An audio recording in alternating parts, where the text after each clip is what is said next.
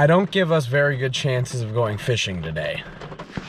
So instead of going fishing today, I will be showing you everything in my pond fishing tackle bag.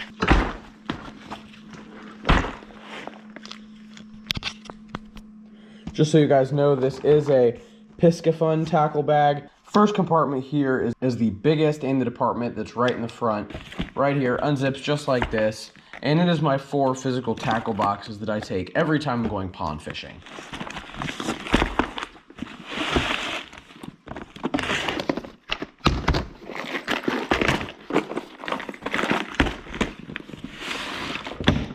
Now, I'm not going to go through every single bait that I have, but kind of just a general view of what it is. This is a Cast King tackle box, and this is my crankbait and jerkbait tackle box because I think that those 2 lures are semi-related. So as you can see, I've got my square bills here. These are all my kind of medium pond depth diving crankbaits. So you got a square bill right there. But I would say the deepest out of these is probably 12 feet, so nothing crazy. I'm not going to bring these on big lakes where I need to reach deep bass. Got some larger crankbaits down here, some rattle traps for you older folk, or lipless crankbait if you're a new age fisherman, and then we've got a little crankbait there and mostly jerk baits right there. So that's my hard bait box for crankbaits and jerk baits. Take it every time I go out on the pond. Next is my top water box. Now, this is some worms, a giant fluke, kind of soft swim bait. So now these are just extra soft plastics I have. These don't really apply to the top water section of the box. It's just kind of where I put them.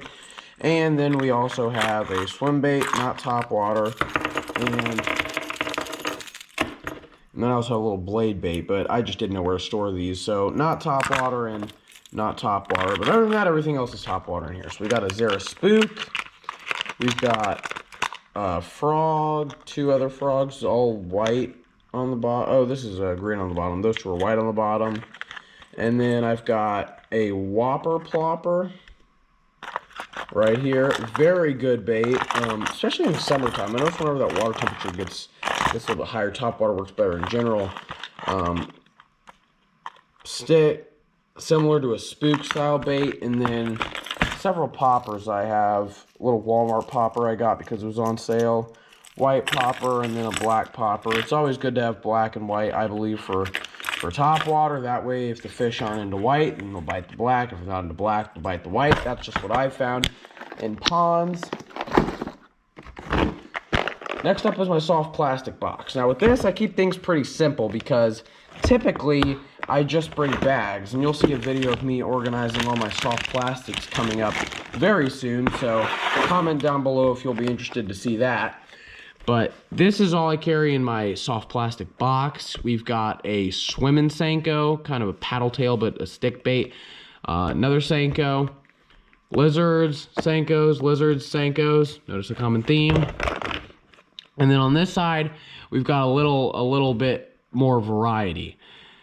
Finesse style worm, some craw creature baits, Senko, some craw creature baits, again black and blue because I like having different colors. I like having light colors, I like having crazy chartreuse colors, I like having more natural colors, more green, some orange in there.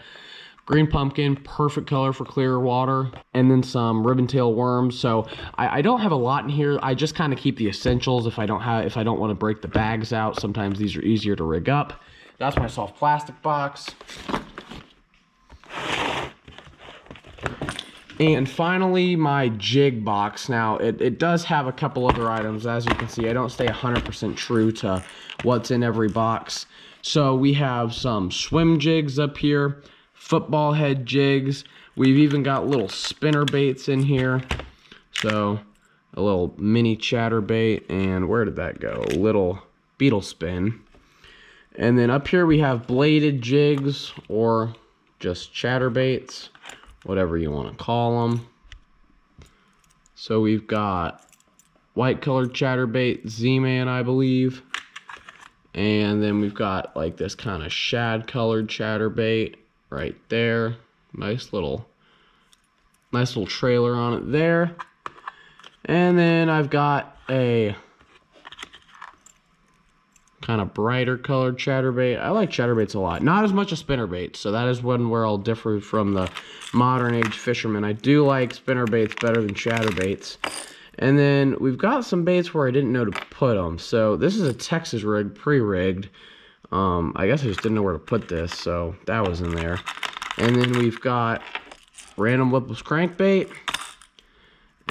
We've got some little spinners I use for trout or panfish, like in small creeks. These are fun to use. Some more spinners in there, like rooster tails, stuff like that. Another spinner, and then like another rooster tail style bait. So that was kind of my jig box, and that does it for my tackle boxes.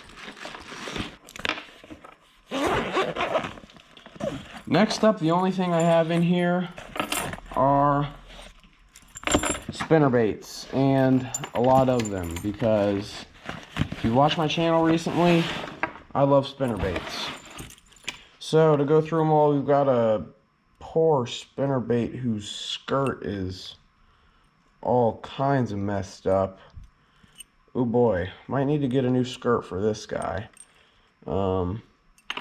Yep, it looks like the little band broke on this spinnerbait, so definitely gonna have to go buy a new skirt for it, but I mean, it's still in good condition.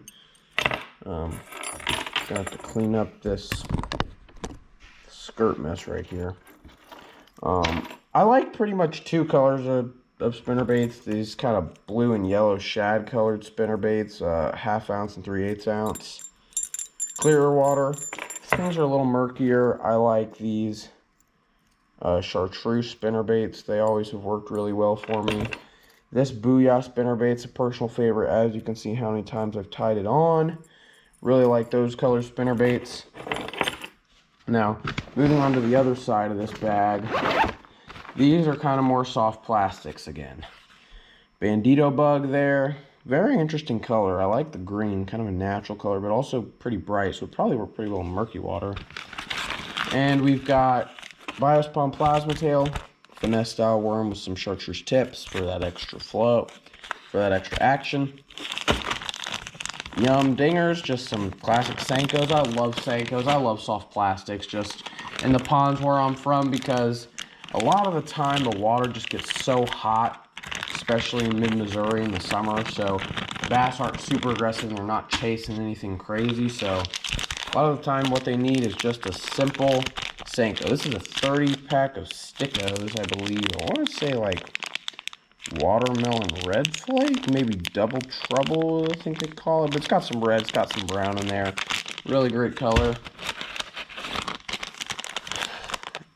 Jerk minnows, fluke style, soft swim baits. Love them to death. I believe one's actually out of the bag here, so you can see kind of a fluke style. Just put a Texas rig on, jerk it weightless. Love it. Then we've got some more swim style baits, paddle tail swim baits. Really like them for trailers or spinner baits, or just by themselves with a swim bait jig head. Works pretty well. And then lastly on top, I've got a lot of things in here. So first of all, a GoPro tripod for filming my videos. Then crappie jig, like little crappie tubes.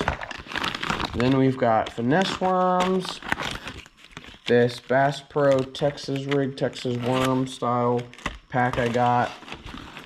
Now, probably the most important thing in the entire box, because I simply would not be able to I'd simply not be able to tie any of these things on if I did not have this. This is my terminal tackle box. Like I said, all my hooks, weights, sinkers, whatever you want to call them.